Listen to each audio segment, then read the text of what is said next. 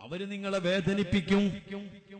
എന്റെ മുസ്ലിം സഹോദരന്മാരെ, ഈ ഹദീസ് നിങ്ങൾ ആരെങ്കിലും ശ്രദ്ധയിൽപ്പെട്ടിട്ടുണ്ടോ, കേട്ടിട്ടുണ്ടോ?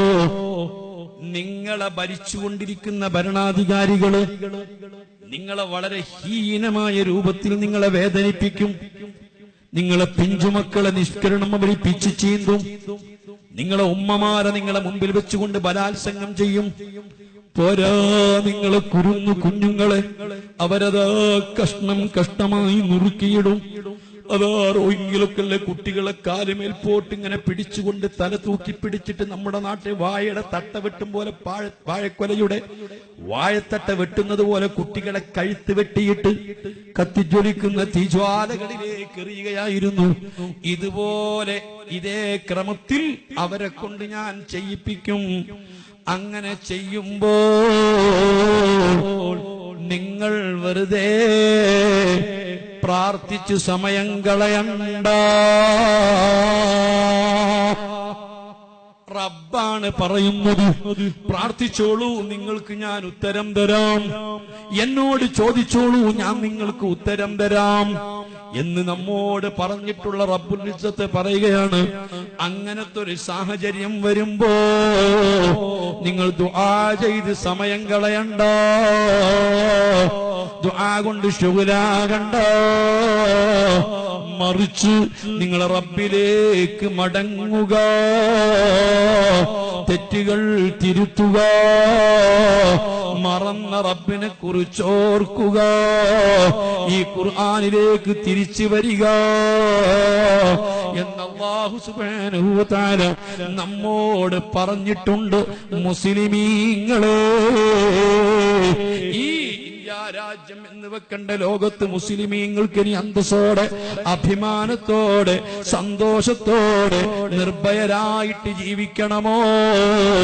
റബ്ബിലേക്ക് മടങ്ങാതെ വയ്യ. സമയം അതിക്രമിച്ചു പോയി. ഓരോ മുസ്ലിം സഹോദരന്മാരോട്, സഹോദരിമാരോട് ഞാൻ ചോദിക്കുന്നു, ഇങ്ങനത്തെ ഒരു ചിന്ത എനിക്കോ നിങ്ങൾക്കോ വന്നിട്ടുണ്ടോ? പടച്ച റബ്ബിലേക്ക് മടങ്ങണം, റബ്ബിനെ ഭയപ്പെട്ടു ജീവിക്കണം, അവന്റെ കൽപ്പനകൾ സ്വീകരിക്കണം, അവൻ നിരോധിച്ച കാര്യങ്ങൾ ചെയ്തുകൂടാ, മതത്തിന്റെ നിയമങ്ങൾ ലംഘിച്ചുകൂടാ, ഖുർആൻ അവഗണിച്ചുകൂടാ എന്ന് എപ്പോഴെങ്കിലും ചിന്തിച്ചിട്ടുണ്ടോ? ചിന്ത വന്നിട്ടുണ്ടോ? ആസിഫ ബാനുവിന്റെ ആയിരക്കണക്കിന് ചിത്രങ്ങളും ഫോട്ടോകളും പാട്ടുകളും ഒക്കെ കേൾക്കുകയും സങ്കടപ്പെടുകയും മുതലക്കണ്ണീരൊഴുക്കുകയും ചെയ്യുന്ന മുസ്ലിമേ, അതൊക്കെ വേണ്ടതാ, ആവശ്യം തന്നെയാ. അതേ സമയത്ത് ഞാൻ ചോദിക്കുന്നു, എപ്പോഴെങ്കിലും ഒന്ന് നന്മയിലേക്ക് തിരിച്ചു വരണമെന്നോ, റബ്ബിനെ കുറിച്ചൊന്ന് ഓർക്കണമെന്നോ, റബ്ബിനോടൊന്ന് ശുക്ർ ചെയ്യണമെന്നോ, ദീനിലേക്ക് തിരിച്ചു വരണമെന്നോ നമുക്ക് തോന്നിയിട്ടുണ്ടോ? നമ്മൾ ഇപ്പോഴും അടിച്ചു പൊളിച്ച് ജീവിക്കുകയാ. പാശ്ചാത്യരോടും സിനിമാ താരങ്ങളോടും ക്രിക്കറ്റ് താരങ്ങളോടും നെയ്മറോടും ബെക്കാമിനോടും റൊണാൾഡിനോടും അതുപോലത്തെ താരങ്ങളോടും മറ്റും പിൻപറ്റിയിട്ട് അവരെ എല്ലാ ശൈലികളും സ്വീകരിച്ചിട്ട് അവരുടെ എല്ലാ ഡയലോഗുകളും കടമെടുത്തിട്ട് അവരെ ആരാധകരായിട്ട് അവരെ ചിത്രം വെട്ടിയെടുത്ത് പേസിൽ സൂക്ഷിച്ചിട്ട് അവരെ മുമ്പിൽ ആദരാജ്ഞികൾ അർപ്പിച്ചിട്ട് അവർക്ക് വേണ്ടി സർവവും സമർപ്പിച്ചിട്ട് അതിനുവേണ്ടി ഫാൻസുകൾ ഉണ്ടാക്കിയിട്ട് അതിനുവേണ്ടിയിട്ട് സംഘടിച്ചിട്ട് അതിനുവേണ്ടി സിദ്ധാബാദ് പറഞ്ഞിട്ട് നടക്കുന്ന മുസ്ലിമേ, ഹബീബ് മുത്തുനബി സ്വല്ലല്ലാഹു അലൈഹി വസല്ലമ തങ്ങൾ നമ്മെ പൊറുക്കുമോ? നമ്മെ ഉൾക്കൊള്ളുമോ? മുസ്ലിമീങ്ങളോട് ഒറ്റ കാര്യം ഞാൻ പറഞ്ഞോട്ടെ, ഹബീബായ മുഹമ്മദുർ റസൂലുള്ളാഹ്, അതെ, അല്ലാഹുവിലേക്ക് മടങ്ങുക, മുത്തുനബിയിലേക്ക് മടങ്ങുക. വൽയഹ്ദരില്ലദീന യുഖാലിഫൂന അൻ അംരിഹി, അല്ലാഹുവിന്റെ റസൂലിന്റെ കൽപ്പനക്കെതിരെ ചെയ്യുന്ന ഓരോരുത്തരും എപ്പോഴും പേടിക്കേണ്ടതാണ്. അൻ തുസീബഹും ഫിത്ന, പരീക്ഷ പരീക്ഷണം അവരെ വിട്ടുപിരിയൂല, അവരിന്ന് പരീക്ഷണം വിട്ടുപോകൂല. എല്ലാ സമയത്തും ഭയങ്കരമായ പരീക്ഷണങ്ങളും പ്രയാസങ്ങളും പ്രതിസന്ധികളും വരുമെന്ന് പ്രതീക്ഷിച്ചിരുന്നോ?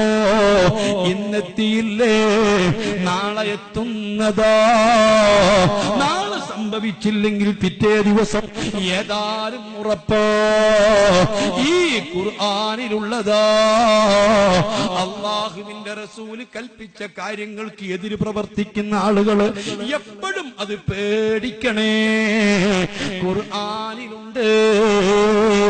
ഞാൻ ചോദിക്കട്ടെ, ഓ മുസ്ലിമീങ്ങളെ, ഹബീബായ മുഹമ്മദുർ റസൂലുള്ളാഹി സ്വല്ലല്ലാഹു അലൈഹി വസല്ലമ തങ്ങൾ പഠിപ്പിച്ചിട്ടുള്ള എത്ര കാര്യങ്ങൾക്കാണ് നമ്മൾ ധിക്കാരം ചെയ്യുന്നത്? നമുക്കൊക്കെ മഹ്ശർ എന്ന് പറയുന്നൊരു ലോകമുണ്ടല്ലോ. നാം ദുനിയാവിൽ വെച്ച് പ്രവർത്തിച്ച സർവ്വ കാര്യങ്ങളെ കുറിച്ചും റബ്ബ് ചോദിക്കുമല്ലോ.